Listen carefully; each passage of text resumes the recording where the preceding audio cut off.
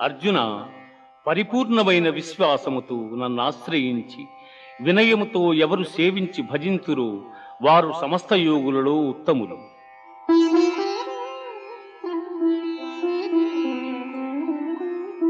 మనుష్యాణాం సహస్రేషు కశ్చిద్యతతి సిద్ధయే యతతామపి సిద్ధానాం కశ్చిన్మాం వేత్తి తత్వతః.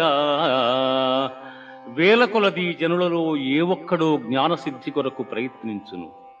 అట్లు ప్రయత్నించిన వారిలో ఒకానొకడు మాత్రమే నన్ను యథార్థముగా తెలుసుకొనగలుగుచున్నాడు.